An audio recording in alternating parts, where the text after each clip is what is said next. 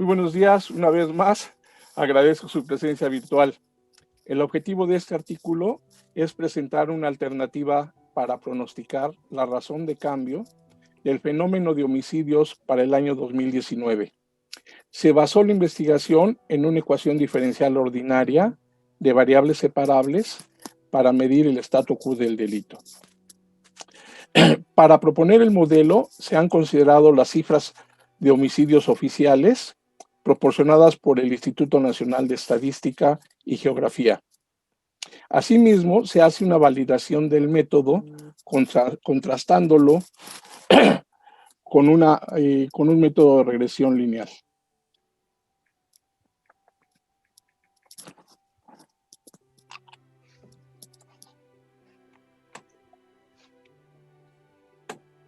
Permítanme.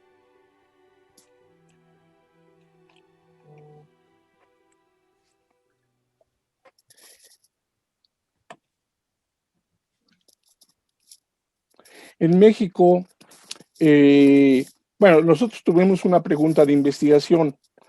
En años recientes, las fuentes oficiales señalan que el número de delitos de homicidio doloso está siendo controlado, aunque las cifras no lo muestran claramente.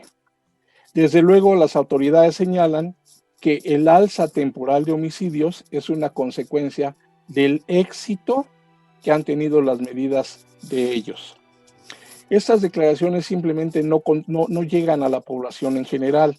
Si las encuestas sobre criminalidad en población general indican que los delitos no han disminuido. Tenemos aquí una tabla que sacamos de la fuente de información oficial sobre los delitos calculados desde el 2008 hasta el 2017. Son 10 años de cálculo. Y tomamos en principio los estados que más delitos, homicidios han tenido, son Chihuahua y el Estado de México. Ahí tenemos las cifras correspondientes. Y lo que se hizo fue de los datos que proporciona el INEGI, obtuvimos cuáles eran aquí en la República Mexicana los estados con mayor número de homicidios. Se ordenaron de mayor a menor frecuencia de homicidios para poder tener una visión clara de qué estaba sucediendo. Algunos estados están claramente vinculados a, por ejemplo, los estados del norte del país que hacen frontera con Estados Unidos están claramente vinculados a tráfico de armas y a tráfico de drogas, inclusive tráfico de personas. Los países que están en la parte central de la República están más bien vinculados al robo de huachicol y producción de drogas. Y los estados que están en el sureste, básicamente, vuelven a ligarse a tráfico de drogas que vienen de países de Sudamérica y a tráfico de personas. En México, imagínense que tenemos esos datos, eso es lo que nos avienta los datos de INEGI, ¿no? Y en México se dice que Dios del agua, pero no la entuba, refiriéndose a que hay que disponer de algún método para hacerse de ese recurso. Pues bien, en INEGI, en Parangón, en INEGI proporciona los datos, pero hay que filtrarlos y procesarlos para que tengan un significado estadístico. Hay muchas herramientas matemáticas para ello, pero ¿cuál es la buena? Si tuviéramos una nube de datos como la que está en esta figura, en la figura de la derecha, entonces para poder reducir los datos podríamos utilizar el proceso de componentes principales. Si tenemos series de tiempo, que es lo que básicamente nos da INEGI, tenemos algunas alternativas para trabajar con ellos. Podemos proponer diferentes métodos de aproximación. Puede ser una aproximación exponencial, una aproximación lineal, una aproximación logarítmica. Bien, todos esos métodos son métodos probabilísticos. Entonces, ¿qué alternativa teníamos si no queríamos utilizar un método estadístico o un método probabilístico? Bien, Nosotros proponemos una ecuación diferencial basada en esta ecuación que está ahí. La razón de cambio está basada en el tiempo y normalmente esta ecuación lo que hace es tratar de agrupar a los individuos que comparten ciertas características, ya sean biológicas, políticas o delincuenciales. Estas propiedades ocasionan una alta cohesión ecológica del grupo, donde la cohesión ecológica está referida a la presencia de interacciones entre ellos, resultantes de poseer requerimientos similares para la supervivencia. O sea, un grupo de criminales va a tratar de reproducir ese mismo grupo para poder sobrevivir. Esta ecuación diferencial la puede resolver un estudiante que haya estudiado algo de cálculo integral en su carrera. Se basa básicamente en dos cosas. En el X que tengo aquí en la parte derecha, tengo lo que se llama una condición inicial, o sea, de cuántos estamos hablando cuando se empieza la investigación. O sea, en este sentido, cuántos homicidios estamos cometiendo cuando se empieza la investigación. Y esta K es una constante que me va a estar diciendo qué tan rápido crece o decrece la razón de cambio.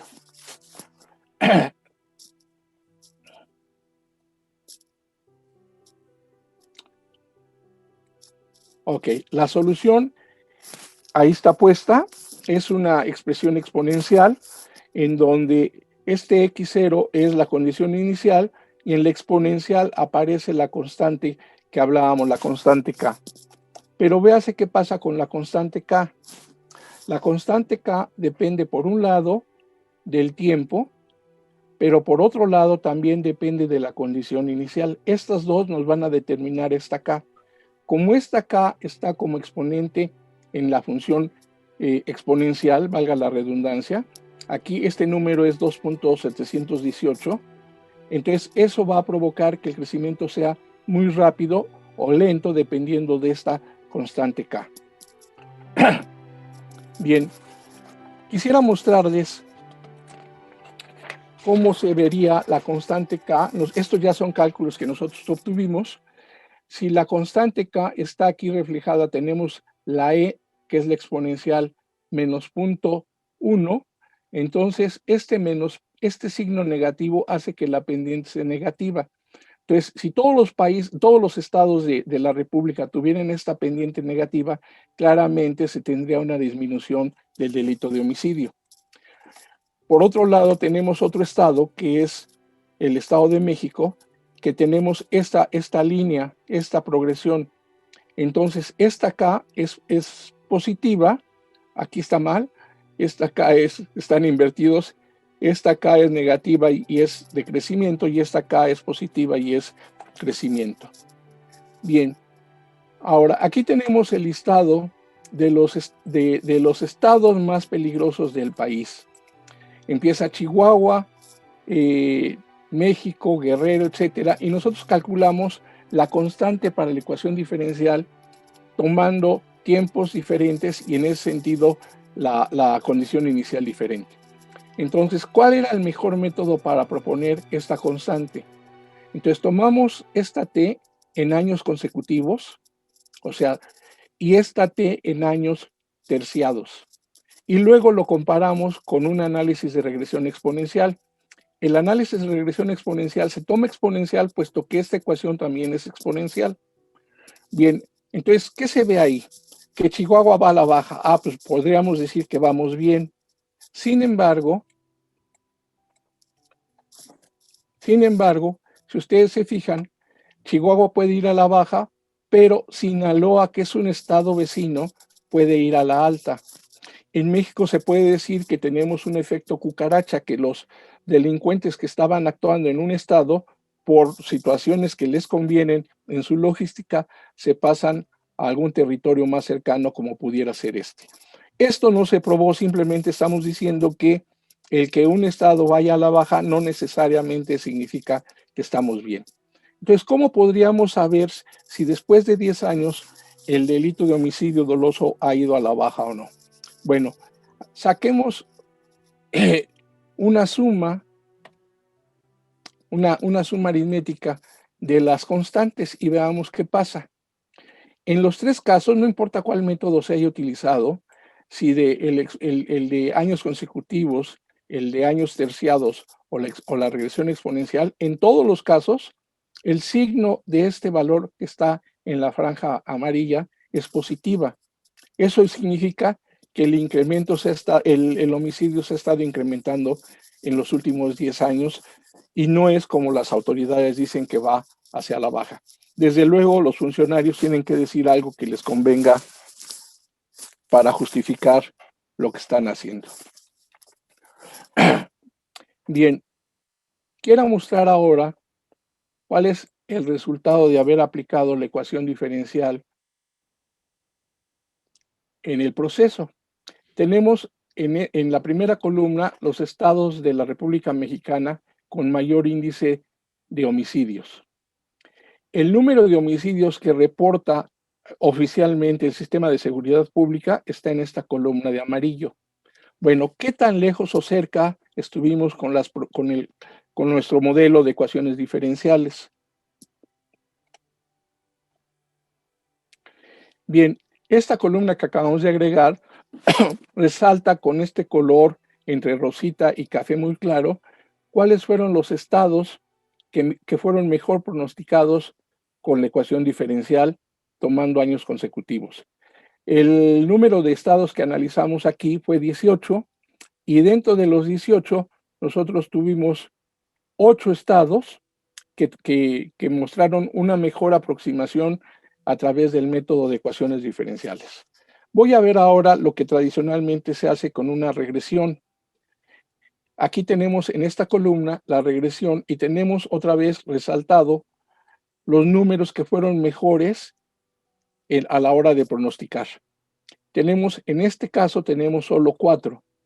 Y si hubiéramos usado las ecuaciones diferenciales con la constante calculada cada tercer año, hubiéramos obtenido esta última columna en donde tenemos nosotros 6 estados de los 18 calculados con mejor aproximación que el análisis de regresión exponencial. Entonces, si nosotros quisiéramos ver la secuencia de los 18 estados, en la parte horizontal tenemos los 18 estados y en la parte vertical tenemos la frecuencia de homicidios. Entonces, esta línea azul que tenemos aquí es la que corresponde a los datos reales que pudimos sacar de la información oficial. Los puntos de rojo son las aproximaciones. Obviamente hay errores. Son aproximaciones que se hicieron con ecuaciones diferenciales. Y con verde, los puntos verdes que están ahí abajito de los rojos, son los valores que se obtuvieron utilizando la regresión exponencial. Bien, reflexiones finales. De los 18 estados analizados, el pronóstico con ecuaciones diferenciales usando una constante basada en años consecutivos fue mejor en 8 de las 18 entidades federativas analizadas. El pronóstico de áreas de regresión exponencial fue mejor en 4 de los 18 estados. Si nosotros sopesamos lo que se logró con un método o se logró con el otro, claramente, si nos vamos a esos estados exclusivamente, se vería que la ecuación diferencial con el modelo logístico pronosticó el doble de lo que teníamos con la regresión exponencial tradicional.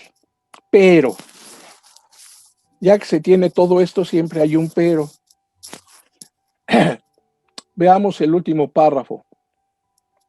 Aplicando la fórmula para calcular el error cuadrático medio, dio los siguientes resultados.